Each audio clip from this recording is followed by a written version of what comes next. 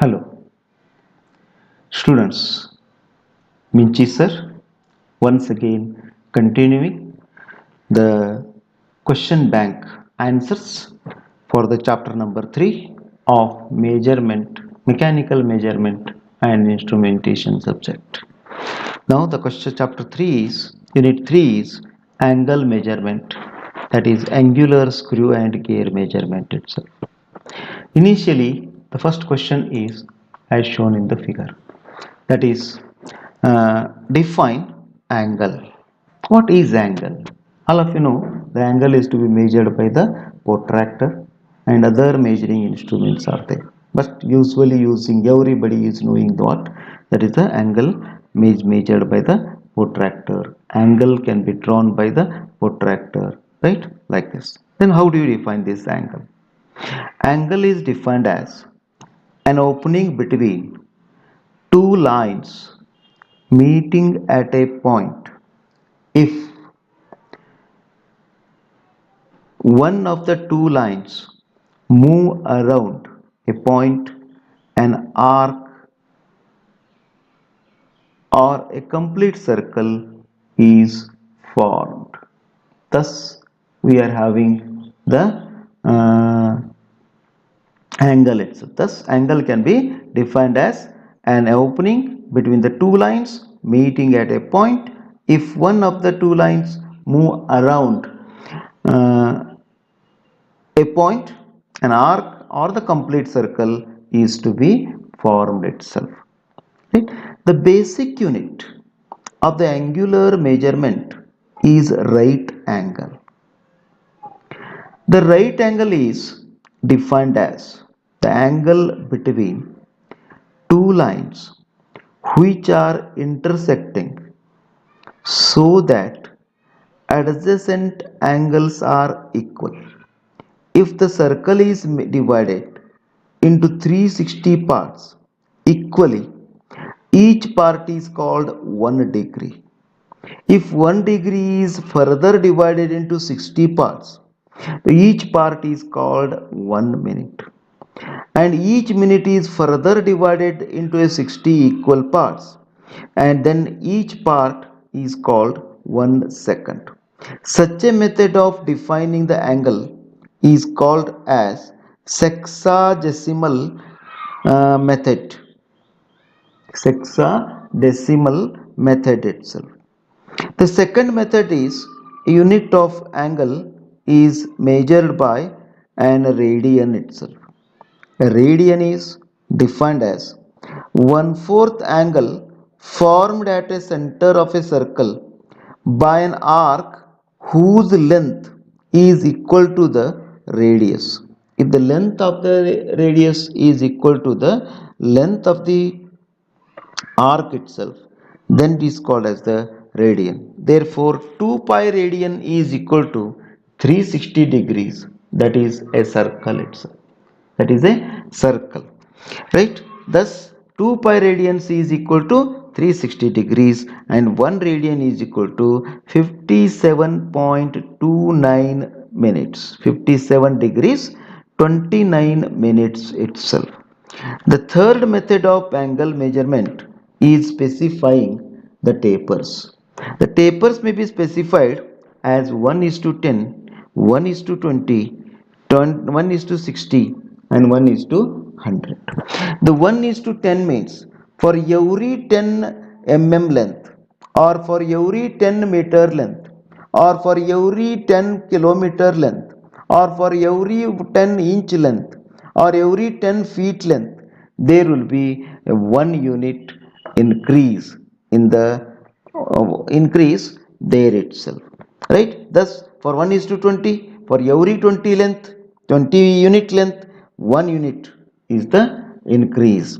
Then for 1 is to 60, for every 60 is 60 unit length, 1 unit is the increase. Then 1 is to 100 means for every 100 length we are having 1 unit length is to be increased. Thus taper can be defined as the increase in diameter internally or externally, or decrease in diameter internally and externally, is called as the taper.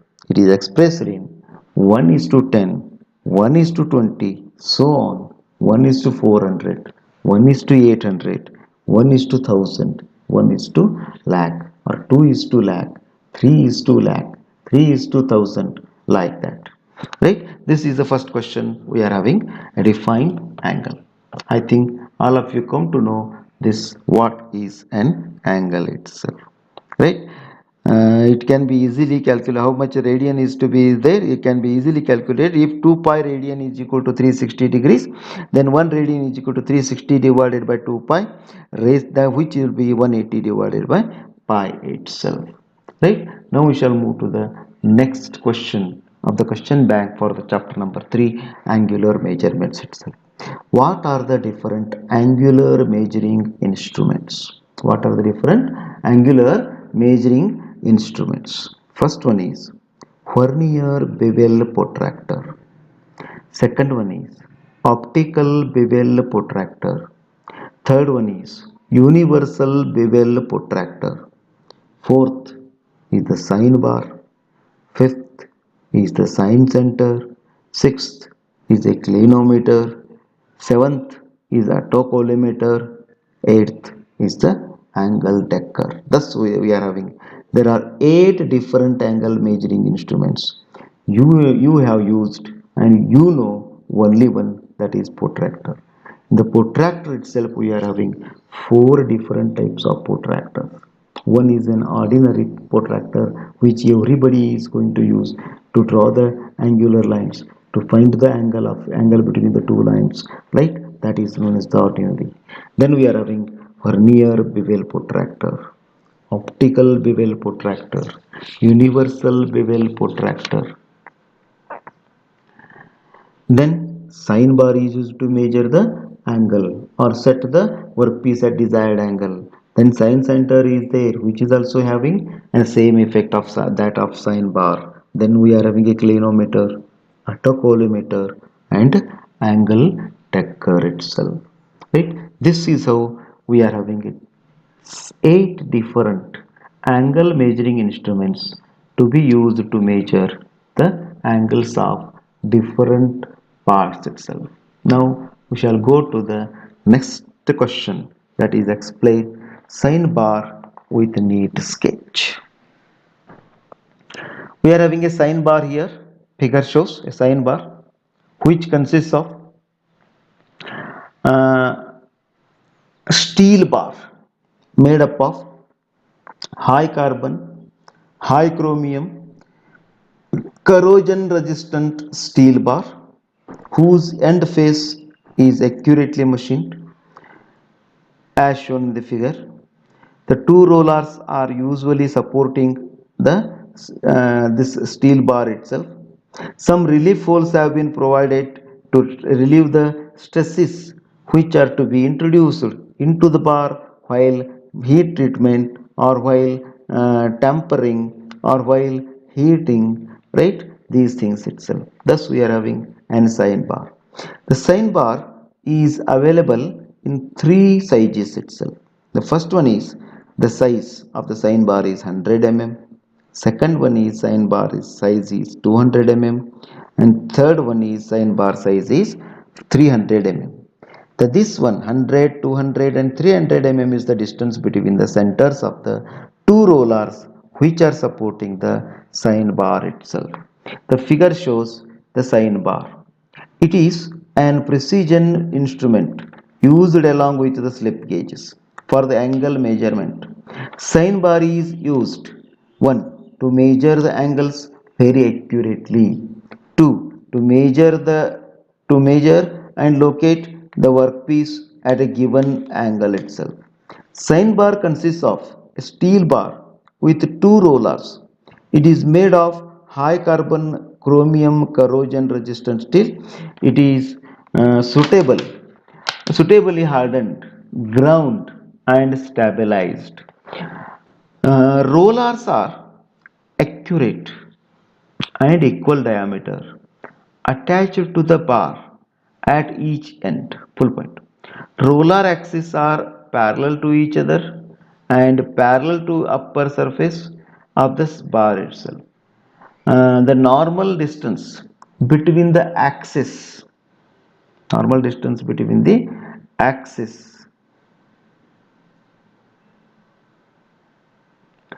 of the roller are 100, 200 and 300 itself. When the sine bar is kept on the surface plate, top of the bar is parallel to the surface plate. All working surfaces are finely machined with high grade and high accuracy itself. This is the answer for the question. Explain sine bar with neat sketch. Be prepared and uh, get write this one without seeing this so that you can easily answer the things in the examination itself, right? Next question is the fourth question. What are the types of sine bar? There are four different types of sine bars are available. We can have one more, that is the fourth one also, right? The figure shows four different types of the sine bars available itself, right? The figures of different design of sine bars are as shown in the figure itself. First one is A. It is a type 1 type of the sine bar. It is simplest sine bar. Rollers are arranged at each end of the bar and thus providing balance to the total bar itself. Some relieved holes have been provided on the surface so that the stresses induced during the manufacture of this steel bar is to be relieved itself. The figure B shows the type of the sine bar. Figure B shows type 2 sine bar. It gives sine bar which has hollow rollers whose outside diameter are equal to the width of the sine bar. It is useful where width of the bar is used in the calculation itself. See, the figure C shows type 3 sine bar with pins on both sides. It is used when ordinary sine bar cannot be used to measure the angle, or when the ordinary sine bar is not able to measure the uh, angle. In that time we are using the type 3, that is figure C will be used to measure the angle itself. Then figure D, it is type 4 sine bar. It is a type 4 sine bar. Here distance between the rollers can be adjusted. You can easily adjust the distance between the roller because the one roller is can be moved towards the other roller or away from the that one, so that the distance between the two rollers can be easily adjusted and it can be helpful in the measurement of the angle itself. Then the type E, that is E, figure E, which gives type 5 type of the sine bar, which gives very high accuracy and can be used in the high precision measurement itself. It can be used on the high precision measurement itself. This is what about the question number 4. And the question number 4, what are the types of sine bar? There are 5 different types of sine bar: type 1, type 2, type 3, type 4, type 5. That for thus we are having a 5 different types of sine bar used for different purposes itself, and thus we are having a different types of the sine bars itself. Next we are having question number 5. Explain principle of sine bar. Principle of sine bar. The figure shows a sine bar whose one roller is kept on the surface plate and the other roller is mounted on the group of slip gauges, which giving the height like that. Then length of the sine bar is distance between the two centers of the rollers, and Then when we are having the other end is kept over the surface plate, one end is kept over the surface plate, other end is mounted on the slip gauges, there is a formation of an angle, that is the angle theta, which is to be measured itself, right, by the using the formula, right. The principle of sine bar is based on trigonometric law to find angle of workpiece. The sine bar is on the surface plate. The combination of the slip gauges are inserted under the second roller as shown in the figure. If h is the height of the slip gauges, then L is the distance between the rollers, then angle theta can be easily determined by the formula sin theta is equal to small h by L, h by L. Therefore, theta is equal to sine inverse of h by L. Sine inverse of h by L. Now we shall study the next question. What are the uses of sine bar? What are the uses of sine bar itself? The sine bar can be used for three different purposes itself, but mainly two different purposes. First one is as shown in the figure. It is used for locating the work at any desired angle. If sin theta is equal to 30, then sin 30 is equal to h by L. Therefore, sin 30 is equal to h by L is equal to h is equal to small h is equal to L into sin into 30. If you know the distance between the centers of the two rollers, that is L, then angle made by the sine bar with the help of a slip gauges, then it is known as the h itself, that is angle itself. Then by using L and angle, h can be easily determined. H is equal to L into sin theta or sin 30 itself.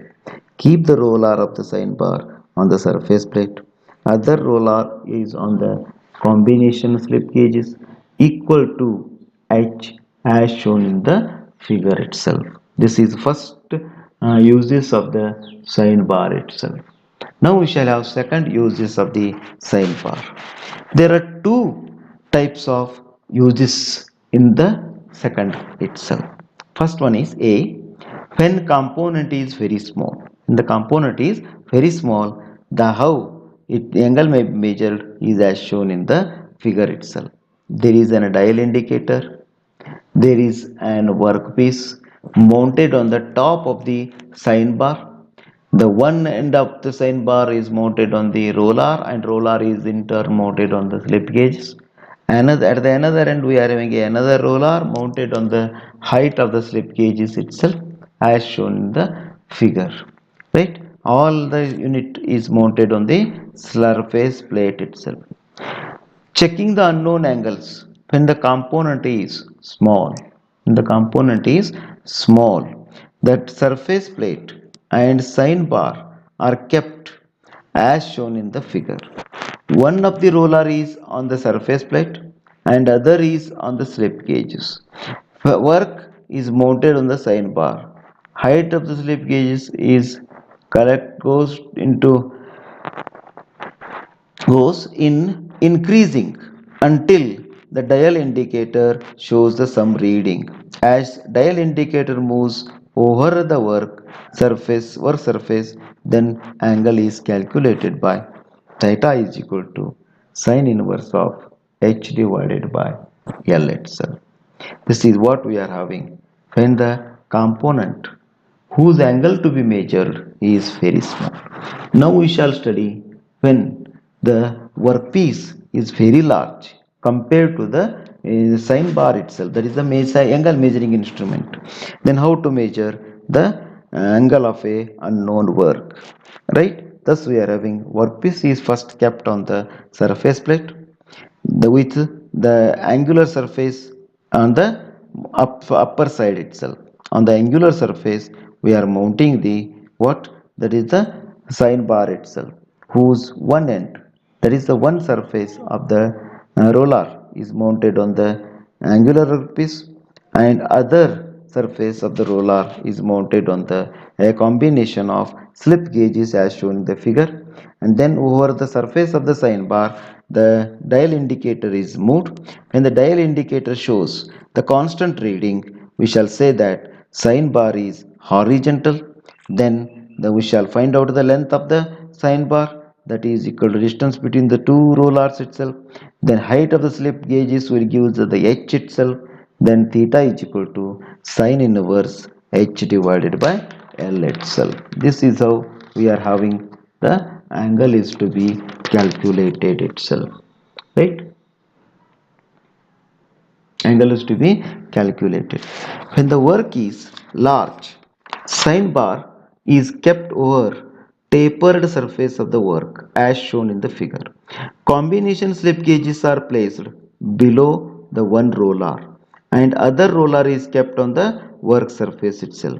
Dial indicator is moved over the sine bar till the dial reads some same reading. Then the angle of the workpiece will be calculated by theta is equal to sine inverse h divided by L itself, right? Then next question is, list the limitations of sine bar. What are the limitations of sine bar? When we should not use the sine bar to measure the angle itself. That is, the first one is sine bar is used for measuring angles between only 15 to 45 degrees.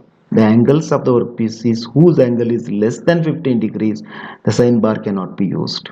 And the angle of the workpiece whose angle is more than 45 degrees, the sine bar cannot be used to measure the angle itself, right? Then it is physically clumsy to hold in position itself. It is, that is a, there is a difficulty, that is an irritation when we are holding the sine bar in the hand itself. Small errors of the sine bar results larger angular results itself. Small error in the sine bar will give us larger errors in the angle measurement itself. A difference of deformation occurs at the point of roller contact with the surface plate and to the gauge block. And last one is limited sized parts can be inspected by the sine bar itself. Thus we are having a disadvantages of the sine bars. One is the angle measured will be between 15 to 45. It is a physically clumsy to hold in position. Third one is small errors of sine bar results larger angular results. Fourth one, difference of deformation occurs at the point of roller contact with the surface plate and to the gauge block, and limited sized can be inspected only by the sine bar itself, right? This is the question number 7. Then question number 8, what are the sources of errors in the sine bar? What are the sources of errors in the sine bar? There are 6 errors available in the sine bar. One is errors in the distance between the roller centers. The distance between the roller centers must be between 100, or it may be 200, or it may be 300. There is a possibility that in some sine bars there will be distance will be 99 mm or 101 mm, right? There, thus we are having some errors. Due to this one, the errors may be occurred. Then second one is errors in the slip gauges combination used for the angle settings, right? The height of the slip gauges will be h will be calculated by the combination of the slip gauges, and these slip gauges may have some errors. Then the third error source is the parallelism between the gauging surface and the plane of the roller axis. Plane of the roller axis may be different, and the parallelism of the gauging surface may be different. Thus, some errors will be occurred itself. The fourth one, errors in quality of size of the rollers. Quality of the size of the rollers may be used by continuous, can be changed by using continuously. Thus, there is a possibility of errors. Errors in parallelism of roller axis with each other. If the roller axes are not parallel to each other, then there will be errors. And error in the flatness of the upper surface of the sine bar. Upper surface of the sine bar must be flat, horizontal. If there is some error, there may be flaws, there may be waviness, and there may be some other defects, and which will leads to the errors in using the sign bar itself. This is what we are having, a sign bar. It is an yes. The next question is, sorry. Next question is, explain with a neat sketch angle decker.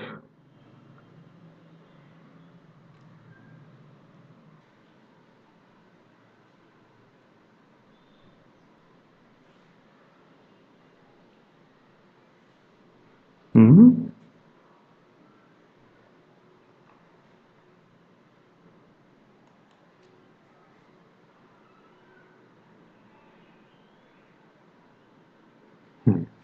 Next question is, explain with neat sketch autocollimator. Autocollimator. The figure shows autocollimator. It consists of a micrometer, setting gratitude, eyepiece, lamp, target gratitude, beam splitter, objective lens, reflector square, reflector tilted, then optical return path with reflector tilted itself. Autocollimator has three parts. 1. Micrometer microscope. 2. Lightning unit. 3. Collimating lens. The line diagram of construction of autocollimator is as shown in the figure. A 45-degree transparent beam splitter reflects light from the graticule towards the objective collimating lenses. The image is seen after reflection in the external reflector whose angular variations are being measured is formed by the light from the objective lens. The light passes through the beam splitter and image is picked up by the microscope for the simultaneous measurement in two planes at right angles Micrometer is fitted to the largest graticule, the optically at right angles to that of the eyepiece. Right? This is known as the what you call as the autocollimator. The next question is, what are the applications of autocollimator? It is used for measurement of straightness and flatness of the surface. Autocollimator is used for measuring the straightness and flatness of the surface. Second, it is used for precise angular indexing in conjunction with the polygons. It is used for comparative measurement using master angle gauges itself. It is used for assessment of squareness and parallelism of components. It is used for small linear dimensions and small tool adjustments itself. It is also applied for machine tool adjustment settings. This is what you call as the thing to be used itself, right? Next we shall go for the next question, that is explain screw thread terminology. The figure shows a screw has to be drawn in which we are having a crest, a flank, a pitch, major diameter, minor diameter, root diameter, thread angle, thread depth, flank angle itself. Right? We shall study or we shall define one by one. First one is screw thread. A continuous helical groove produced on the external or internal surface of the cylinder or a cone itself. External or internal surface of the cylinder or a cone. Multi-start thread. It is a formation of two or more helical grooves equally spaced and similarly formed in an axial section on a cylinder itself. The multi-star thread is one which is the formation of two or more helical grooves equally spaced and similarly formed in an axial section in a cylinder as shown in the figure. The third one is crest. It is the top surface joining the two sides of the thread. Fourth is root. It is bottom of the thread between two adjacent sides of the thread. It is the bottom of the thread between two adjacent sides of the thread. Flank. A straight surface between crest and root. A straight surface between crest and root is called as the flank. Pitch. It is an axial distance from the point on the thread to a corresponding point on the next thread. It is the axial distance from the point on the thread to a corresponding point on the next thread itself. Right? It is the distance between the two successive crests or two successive roots of a thread itself. Then lead. It is the distance through which screw thread advances axially in one complete revolution for a single start thread. Lead is equal to pitch into uh, pitch into the number of starts for the multi-starts thread itself. Thus, lead is number of starts into a pitch. Therefore, lead is present in the multi-start threads. Pitch is present in a single star thread itself. Next term is depth of thread. It is the distance between crest and root of the thread measured perpendicular to the axis of the thread. Measured perpendicular to the axis of the thread itself. Thread angle. It is the angle included between the slopes of thread measured in axial plane. It is the angle included between the slopes of thread measured in axial plane. Flank angle. It is an angle by the flank with the plane perpendicular to the thread axis. It is the angle made by the flank with a plane perpendicular to the thread axis. Next, 11th, lead angle. It is an angle by the helix of the thread at pitch line with plane perpendicular to the axis. With a pitch line with a plane perpendicular to the axis. Helix angle. It is the angle of helix with the axis. Next, major diameter.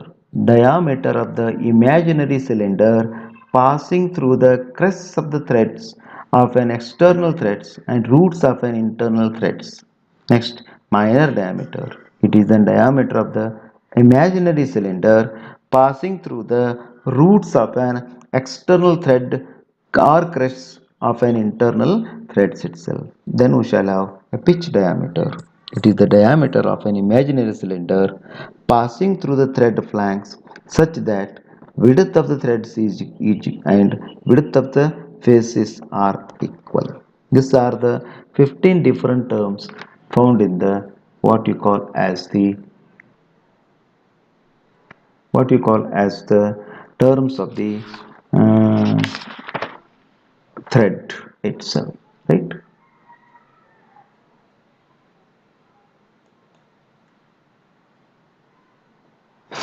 Next question is explain with sketch.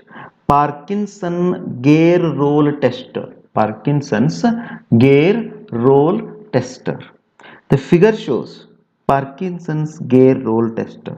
It consists of a master gear, and the gear which is under test itself. A mechanical dial gauge, indicator, a carriage, a spring, electronic transducer, electronic recorder as shown in the figure. A standard gear known as the master gear mounted on a fixed vertical spindle. The gear to be tested is mounted on another similar spindle, which is further mounted on the sliding carriage as shown in the figure. These gears are maintained in mesh by spring pressure. When the gears are rotated, the movements of the sliding carriage are indicated by the dial indicator and variations are recorded by the recorder. Figure shows Parkinson spur gear tester. Figure shows Parkinson spur gear tester. The gears are mounted on two spindles so that they are free to rotate without clearance. They are free to rotate without clearance. Master gear is mounted on the fixed vertical spindle, and gear to be tested is mounted on the carriage with floating spring so that both the gears are matched together under controlled spring pressure. When the gears are in mesh and rotated, any errors in the tooth form, pitch, or concentricity of the pitch line will cause variation in the center distance. Thus, carriage movements are indicated in the dial gauge and recorded. Movements are indicated in the dial gauge and recorded by the recorder as shown in the figure itself. This is what we are having. uh, Parkinson roll tester. Now we shall have next question. Sketch and explain. Coordinate measuring machine. Coordinate measuring machine is nothing but what? CMM itself, which is used to measure the coordinates. There are three different types of the coordinates. One is x-axis coordinate. Second is y-axis coordinates. Both are perpendicular to each other. Both are parallel to each other. There is a vertical axis coordinate known as a z-axis coordinate, which is perpendicular to the x and y, and for giving the three different movements to the tool as shown in the figure itself, right? It is an first figure is there, which is it has a precise movements in the x, y, z coordinates, which can be easily controlled and measured. Each slide is equipped with a precision linear measurement transducer. The transducer gives the digital display and senses positive and negative directions. These machines are available in both manual and CNC models. The measuring head has a probe tip as shown in the figure itself. Right? This is what we are having, an cantilever type of CMM, that is coordinate measuring machine itself. Then we are having a next figure is there, which is having a two columns and there is a bridge, therefore it is called as the bridge type of measuring machine CMM itself, which consists of a measuring head as shown in the figure, which can be moved towards the columns or away from the columns itself, and it can be moved up and down itself, right? For measuring a distance between the two holes, the workpiece is placed on the table and aligned with the machine's three mutually perpendicular XYZ measuring slides. The HP of the measuring head aligned with the first hole and a digital readout is set 0. Then head is moved to the next holes and coordinate value is noted in the digital readout. Thus we are having an another figure is there is a bore mill as shown in the figure, which is also having two horizontal movements x and y movements. Z movement is produced moving up and down itself. Right, now we are having the third figure is equipped with automatic recording and processing unit for complex and geometrical analysis itself. And this machine is also known as a spherical coordinate r and theta measuring machine itself. R will be found by moving the tool tip up and down, and then the theta is to be measured by the column, that is the frame which is to be moved in this one, and it is used for on the a circular table itself, right? This is how we are having a machine which is also equipped with the automatic recording and processing unit for complex and geometrical analysis itself, right? Then the last question is the types of CMM, coordinate measuring machines. There are five different types of coordinate measuring machine. First one is the cantilever machine, which is shown in the figure 1. bridge type machine, that is the second one. Then we are having a spherical coordinate r and theta measuring machine, then horizontal bore mill and vertical bore mill itself. Thus there are five types of CMMs, as you know. First one is cantilever CMM, bridge type CMM, spherical coordinate r and theta CMM, horizontal bore mill CMM, and vertical bore mill CMM itself. Right, this is what about the chapter number 3, angle and screw thread measurement itself. Right, if you have any doubts, you can contact me, that is the Minchi sir, and you can get clear your doubts itself.